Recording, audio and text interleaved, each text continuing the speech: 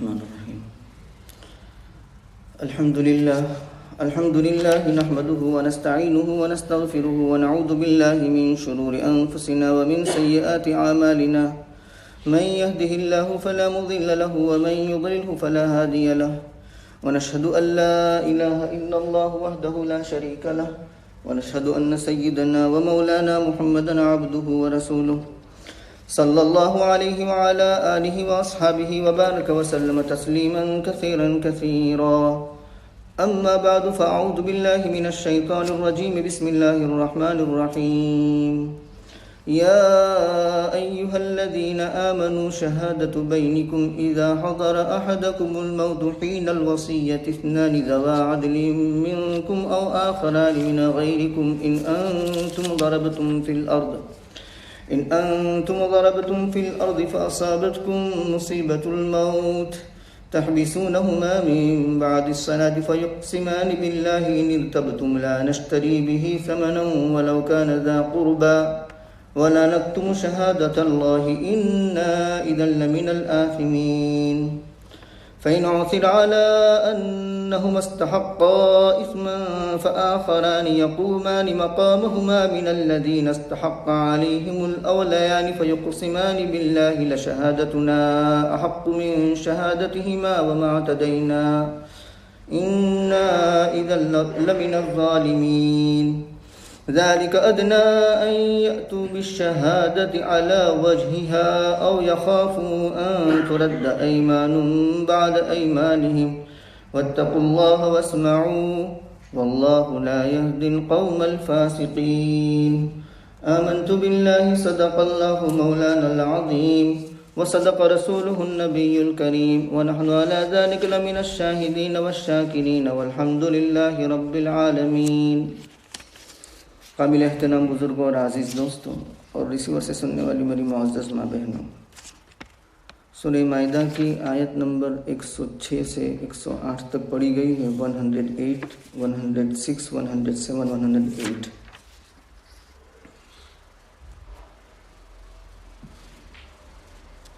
इन आयत का पस मंज़र अर्ज़ करने से पहले मुफस्सिरीन ने इन आयतों के सिलसिले में तफसीर करने के बाद जो बात लिखी है वो अर्ज़ कर दूँ कि हादा जहलुल मुक़िल या हादा जहदुल मुक़िल, कि ये कम इल्म रखने वाले की काविश और मेहनत है। बड़े मुफस्सिरीन तफसीर करने के बाद ये लिखते हैं, यानी इस आयत के सिलसिले में जो भी हमने लिखा, इन तीनों आयत के सिलसिले में जो हमने लिखा वो कम इल्म की एक कोशिश है। कम इल्म शख्स ने अपने इल्म का एक दर्जे में मुजाहरा किया है, या फिर कम इल्म की एक जहालत का मुजाहरा है। लम यज़लिल उलमाउ यस्तशकिलूनहा, उलमा इस आयत को मुश्किल समझते रहे हैं। एराबन व अहकामन व तफसीरन, और मैं अपनी जानिब से इजाफ़ा करता हूँ तलफ़्फ़ुज़न, क्योंकि आयत जब पढ़ते हैं तो तलफ़्फ़ुज़ के एतबार से भी ज़रा सकील मालूम हो। आखरानी यक़ूमानी इस्तहक़्क़ा इन इर्तबतुम ला नश्तरी बिही समनन वग़ैरह वग़ैरह, ज़रा हेवी लगता है तलफ़्फ़ुज़ के एतबार से भी। तो ये मेरा अपना इजाफ़ा है। तो लम यज़लिल उलमाउ यस्तशकिलूनहा एराबन व अहकामन व तफ़सीरन लिअन्नहा असअबुल आय फ़िल क़ुरआन व अश्कलिही, यानी कुरान करीम की सबसे ज़्यादा मुश्किल आयत ये है, एराब के एतबार से, तफसीर के एतबार से, अहकाम के एतबार से। तो इन बड़ों ने ऐसा लिख दिया तो अब मैं आपको क्या समझा सकता हूँ?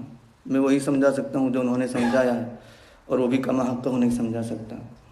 ताहम आयत का तर्जमा करने से पहले उसका पस मंज़र अर्ज़ कर दूँ तो आयत का तर्जमा समझने में मदद मिलेगी। बुखारी शरीफ में भी ये शान नुज़ूल है, तिरमिज़ी शरीफ में भी और अबू दाऊद शरीफ में भी। अल्लामा बग़वी रहमतुल्लाह अलैह ने फरमाया इन तीनों के हवाले से, बुदैल इब्न अबी मरियम सिर्फ बुदैल लिखा है, लेकिन दूसरी तफासिर में उनके वालिद की तरफ निस्बत की गई है। और दूसरे उनके दो साथी थे, तमीम दारी और अदी इब्न बद्दा। तो बुदैल मुसलमान थे और तमीम दारी और अदी इब्न बद्दा ये दोनों ईसाई थे, क्रिश्चियन थे, नसरानी थे। ये तीनों तिजारत की गर्ज से सफ़र पर गए शाम की तरफ। पहले तमीम दारी का मुख्तसर तारुफ कर दूँ। ये तमीम दारी अस्लम फ़हसुन इस्लामुहु वसार मिन मशाहिर सहाबा, मुसलमान हुए हैं बाद में और मशहूर सहाबा में उनका शुमार होता है। अबू हुरैरा रज़ी अल्लाह तआला अन्हु की रिवायत है, वो यूँ फरमाते हैं कि सबसे पहले जिसने मस्जिद नबवी में चिराग रोशन किया वो तमीम दारी है। और तमीम दारी के आज़ाद करदा ग़ुलाम यूँ फरमाते हैं कि हम फ़लस्तीन या शाम से, फ़लस्तीन शाम ही में है, टिंडीलें भी लाए और खजूर के पत्ते और छिलके और इसी तरीके से रस्सियाँ, और उसके बाद रोगन जैतून, ऑलिव ऑयल जिसे हम कहते हैं, हम लेकर के आए मदीना मुनव्वरा में सन हिजरी 9 में, और रस्सियों से टिंडीलें लटका दी मस्जिद नबवी में। और उसके बाद सन हिजरी 9 में सबसे पहले चिराग रोशन किया तमीम दारी ने। उसके बाद से ईशा और फजर की नमाज रोशनी में होने लगी। तो ये सबसे पहले शख्स हैं जिन्होंने चिराग रोशन किया, ये है तमीम दारी। तो ये तीनों शाम गए, बुदैल बीमार हो गए। जब बीमारी उनकी बढ़ने लगी तो उन्होंने उनके साथ जो कुछ सामान था वो सामान की एक लिस्ट और फहरिस्त बनाई, इंडेक्स बनाई, और उसमें अपना जो सामान था वो सारा सामान लिस्ट के अंदर लिख दिया। और वो सामान की लिस्ट और फहरिस्त अपने सामान के अंदर रख दी, वो पर्ची। और जब बिल्कुल मौत के करीब हो गए, अब ये सामान की पर्ची अंदर रख दी, उन्होंने अपने दोनों साथियों को इसकी इत्तिला नहीं दी, तमीम दारी को और अदी इब्न बद्दा को। और मरते वक्त यूँ कहा, वसीयत की, गोया कि ये औसिया हो गए, वसी हो गए। और मरते वक्त यूँ कहा कि ये मेरा सामान मेरे रिश्तेदारों तक पहुँचा देना, मेरे औलिया और मेरे वरसा तक पहुँचा देना। ठीक है। उसके बाद बुदैल इंतकाल कर गए। उनके इंतकाल के बाद वो अपने सामान तिजारत फ़रोख्त वगैरह से फारिग हुए। उसके बाद उन्होंने ये बुदैल का जो सामान था उसकी तफ्तीश की, फत्तशु असासहु व मताअहु। और तफ्तीश में उनको एक प्याला बहुत अच्छा लगा, मुखव्वसन बिज़्ज़हब यानी मनकूशन बिज़्ज़हब, इंग्रेविंग था, सोने का काम उस पर किया हुआ था, सोना चढ़ा हुआ था, चांदी का 300 मिस्काल के वज़न का प्याला था, वो बहुत कीमती। तो वो हथिया लिया, सामान में से निकाल लिया और फ़रोख्त कर दिया, बेच दिया 1000 दिरहम का उस वक्त। चुनांचे खा खुजा बत्ती बुझा, सब खा पी के फारिग हो गए, ख़त्म कर दिया।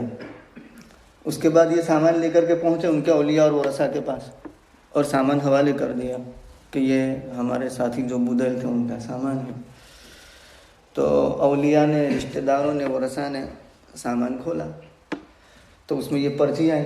उनको तो मालूम नहीं था कि पर्ची अंदर लिखी है, यानी रखी है लिख करके।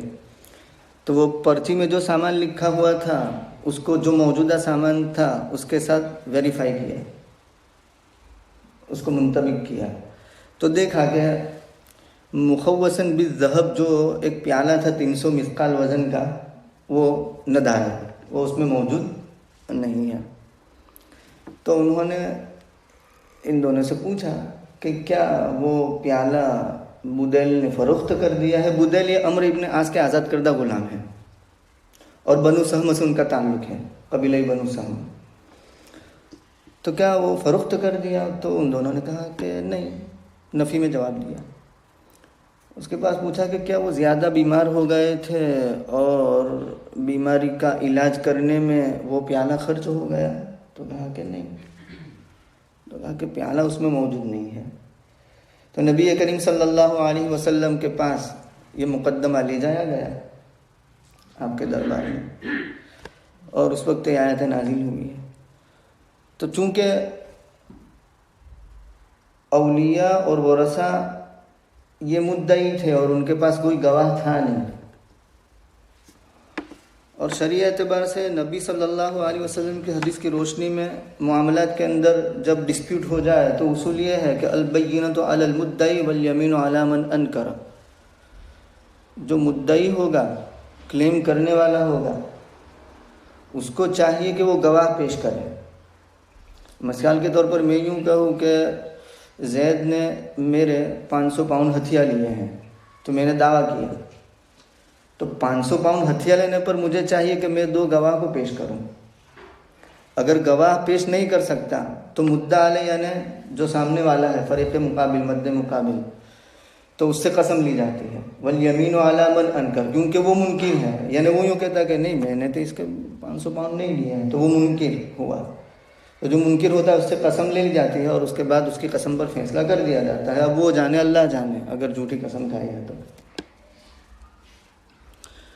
तो यहाँ औलिया और वरसा ये मुद्दई थे, उनके पास कोई गवाह नहीं था और वो लोग मुनकिर थे, यानी ये कि हमने तो नहीं लिया है, ला इल्म लना भी, हमें उसका कोई इल्म नहीं है। चुनांचे नबी करीम सल्लल्लाहु अलैहि वसल्लम ने औसिया, वसी, कौन वसी है? अदीब ने बद्दा और तमीम दारी, ये दोनों वसी, इन दोनों से कसम ली। तो दोनों ने कसम खाई कि हमें उसका कोई इल्म नहीं है। चुनांचे बात आई गई हो गई और उनके हक में फैसला हो गया कि चलो आपने कसम खा ली, तो बात ख़त्म हो गई। एक मुद्दत के बाद वो प्याला नज़र आया मक्का में किसी सुनार के पास, और बाज़ रिवायत में यूँ आता है कि खुद तमीम दारी के पास वो प्याला नज़र आया। तो वो पहली बात ज़्यादा राज है। तो जिनके पास ये प्याला 300 मिस्काल वज़न का, जिस पर सोने का काम हुआ था, मनकुशन बिज़्ज़हब था, मुखव्वसन बिज़्ज़हब था, उनसे पूछा गया तो उन्होंने कहा कि हमने तो तमीम दारी और अदीब ने बद्दा से ख़रीदा है। तो नाम इनका आ गया। तो उसके बाद फिर वो औलिया और वरसा यानी अम्र इब्न अल-आस और दूसरे मुत्तलिब इब्न बद्दा नाम आता है, वो दोनों आए और इनसे पूछगछ की। तो कहा कि हाँ असल में हमने ख़रीद लिया था, लेकिन उस वक्त हमने ऐसा इसलिए नहीं कहा कि हमारे पास गवाह नहीं थे तो कहीं हमारी तकज़ीब कर दी जाए, हमको जुटला दिया जाता, इसलिए हमने उस वक्त ऐसा इजहार नहीं किया, जिक्र नहीं किया। दोबारा ये मुकद्दमा नबी करीम सल्लल्लाहु अलैहि वसल्लम के दरबार में लाया गया। अब मामला बरक्स हो गया। पहले औलिया और वरसा जो थे वो मुद्दई थे और ये मुद्दा अलैह थे। अब ये ख़रीदने के मुद्दई हुए और औलिया और वरसा मुनकिर हुए। तो मुद्दई ख़रीदने के हुए, यानी ये क्लेम कर रहे हैं कि हमने ख़रीद लिया था बुदैल से, तो मुद्दई पर क्या आना चाहिए? गवाह, कि भाई विटनेस पेश करो, गवाह पेश करो। तो चूंकि उनके पास गवाह थे नहीं, अब मुनकिर कौन हो गए? वो लोग कि नहीं ख़रीदा नहीं है, ये तो मिल्कियत में ही था हमारे आदमी की। तो वो मुनकिर हुए इनके ख़रीदने के। तो मुनकिर पर अब क्या आएगी? कसम आएगी। तो अल्लाह शहादतुन अहक्कु मिन शहादती, मैं उसके साथ मुंतबिक हो गए। तो नंचे अम्र इब्न अल-आस और मुत्तलिब इब्न वद्दा उन्होंने कसम खाई और उनकी कसम पर फैसला हो गया। और उसके बाद इन्होंने यानी तमीम दारी ने और अदीब ने बद्दा ने जितने में प्याला बेच दिया था 1000 दिरहम, वो 1000 दिरहम इनको दिलाए गए। किन को? इन वरसा को, इन औलिया को, बुदैल के वरसा को, बुदैल के औलिया को, अम्र इब्न अल-आस और मुत्तलिब ने वद्दा को। आयत के साथ मुंतबिक करते हैं, कोशिश करते हैं। ए ईमान वालों, तुम्हारे आपस में यानी तुम्हारे दरमियान गवाह बनाना है। शहादत बैनिकुम मुब्तदा है और इस्नानी ज़वा अदली मिनकुम औ आखरानी मिन गैरिकुम ये ख़बर है। और मुब्तदा ख़बर मिल कर के लफ्ज़ के एतबार से जुमला इस्मिया है, लेकिन माने के एतबार से वो जुमला इंशाइया है। मतलब फलयुशहिद अहदुकुम माने के एतबार से जुमला इंशाइया, और इंशाइया ने अमर इरशादी कहा जाएगा। तो वसी बनाना वाजिब नहीं, लेकिन मुस्तहब ज़रूर है, बना लिया जाए तो अच्छा है। 2 हो तो और अच्छा, और अगर 2 ना हो तो 1 ही सही। ईमान वालों, तुम्हारे दरमियान गवाह बनाना है जबकि तुम में से किसी को मौत आ जाए। हीनल वसीयत इस्नानी इदा हदरा ये मुबदल मिन्हू है और हीनल वसीयत इस्नानी बदल है, और बदल मुबदल मिन्हू में बदल ये मतलूब होता है, यानी वो असल मकसूद होता है। तो कहा कि वसीयत के वक्त तुम में से किसी को मौत आ जाए। इस्नानी कितने गवाह? 2। ज़वा अदल मिनकुम जो दोनों मोतबर हो तुम में से यानी मुसलमानों में से। और आखरानी मिन गैरिकुम या दूसरे तुम्हारे अलावा में से, यानी मुसलमान दस्तयाब न हो तो दूसरी मिल्लत के हो वो भी चल जाएंगे। इन अंतुम अगर तुम सफ़र करो ज़मीन में, फिर तुमको मौत की मुसीबत पहुंच जाए। तहबिसूनहुमा ये सिफत है उन दोनों की, वो दोनों गवाह। मिन बादी सलाती नमाज फजर असर की नमाज के बाद, असर की नमाज मुराद है ये। तो इसमें कसम को तगलीज़ करना मकसूद है, यानी कसम को सख्त बनाना, यानी मकान के एतबार से भी कसम को सख्त बनाया जाता है, ज़माने के एतबार से भी कसम को सख्त बनाया जाता है, अल्फाज के एतबार से भी कसम को सख्त बनाया जाता है। तो चूँकि असर की नमाज के अंदर मजमा ज़्यादा होता है और असर की नमाज का जो वक्त है उसके बाद का जो वक्त है वो बड़ा मुतबर्रक वक्त है, तो ज़माना भी मुतबर्रक और मकान भी मुतबर्रक के मस्जिद होगी और बड़ा मजमा होगा। तो क़ल्बे सलीम का उश्र अशीर जिसके अंदर होगा तो वो ज़रा शर्म महसूस करेगा ऐसी झूठी कसम खाने में। तो कहा कि तुम उन दोनों को रोके रखो नमाज के बाद, बस वो दोनों कसम खाए अल्लाह की अगर तुम्हें शक है कि,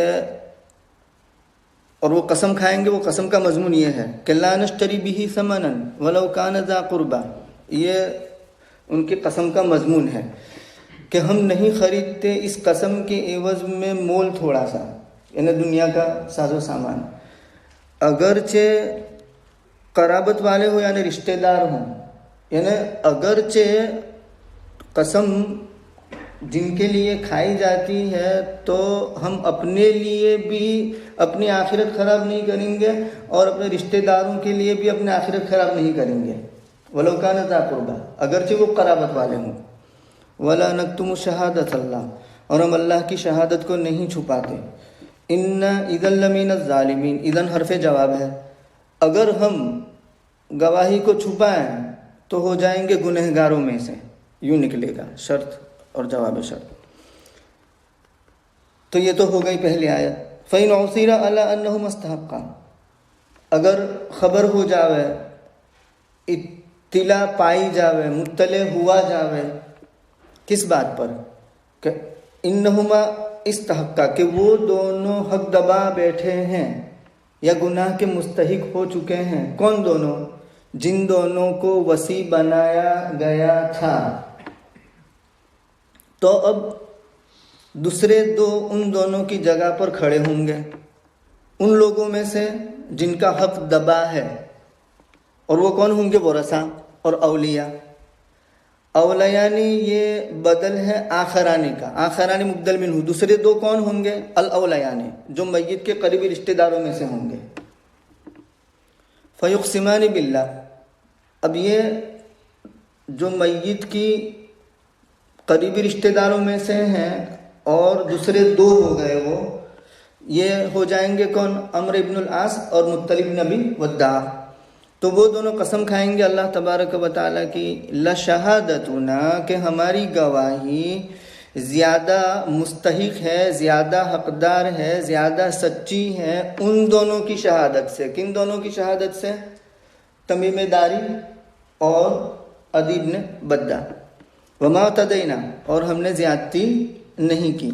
इन्ना इदल लमीन ज़ालिमीन, अगर हमने ज़्यादती की तब तो हम जुल्म करने वालों में से हो जाएंगे। ये शर्त, जवाब शर्त निकल आएगा। ज़ालिका अदना अन यअतू बिश्शहादती, यानी तरीक़ा ये इख्तियार किया जाएगा। ज़ालिका का मुशारुन इलैह पीछे है, तो ये बहुत करीब है इस बात के कि वो शहादत को लाए। यतू के अंदर ज़मीर औलिया की तरफ भी लौट सकती है और औसिया की तरफ भी लौट सकती है, कि औसिया उसके बाद शहादत को जैसी पेश करनी चाहिए वैसी पेश करेंगे। अगर इस तरीके से कसम की तकलीद होगी, कसम के मजमून की तकलीद होगी, मकान के एतबार से, ज़मान के एतबार से, ये ज़्यादा करीब है या इसमें ज़्यादा उम्मीद है कि वो शहादत को लाए उसके तरीक़े पर, यानी जैसी शहादत अदा करनी चाहिए वैसे। या डरे इस बात से कि कस्में लौटा दी जाएगी उनकी कस्मों के बाद, जैसे कि तमीमेदारी और अदी इब्न बद्दा की कस्में लौटा दी गई। किन की कस्मों के बाद? अम्र इब्नुल आस और मुत्तलिब इब्न अबी वद्दा की कसम के बाद। वत्तकुल्लाह वस्माऊ, और अल्लाह से डरते रहो और सुनते रहो। डरो अल्लाह से और सुनो। और अल्लाह रब्बुल इज़्ज़त जो ताअत और इबादत से निकल जाते हैं उनको, ऐसे लोगों को हिदायत नहीं करते, ऐसे लोगों को राह नहीं दिखाते। और अल्लाह रब्बुल इज़्ज़त, अल्लाह ताला राह नहीं दिखाते ऐसे लोगों को जो ताअत और हिदायत से निकल जाने वाले हैं। तो इस सिलसिले में जो काबिल अमल बातें हैं उन बातों पर अमल करने की तौफीक अता फरमाए। तो खुलासा ये निकला कि जो मुद्दई होता है उस पर गवाह पेश करने होते हैं, और मुद्दा अलैह जो होता है उस पर कसम आती है। और गवाह हो तो गवाही के एतबार से फ़ैसला होगा, और अगर गवाह न हो तो कसम के एतबार से फ़ैसला होगा। और दूसरी बात यह कि मुसलमानों की गवाही गैर मुस्लिम के हक़ में ये दुरुस्त हो जाती है, जैसे कि गैर मुस्लिम की गवाही उनके आपस की मिल्लत की ये मोतबर नहीं है, क्योंकि वो भी एक दूसरे के फ़अग़रैना बैनहुमुल अदावत वल बग़दा इला यौमिल क़ियामा के एतबार से। तो मुसलमान के ख़िलाफ़ अगर इनकी गवाही होगी तो वो मोतबर होगी। मुसलमानों के आपस में जब उनकी गवाही मोतबर है तो उनके ख़िलाफ़ बतरीक़े औला मोतबर होगी। ये मज़मून है। सुब्हानल्लाहि व बिहम्दिही, सुब्हानकल्लाहुम्मा व बिहम्दिका, अशहदु अन ला इलाहा इल्ला अंता, अस्तगफिरुका व अतूबु इलैक।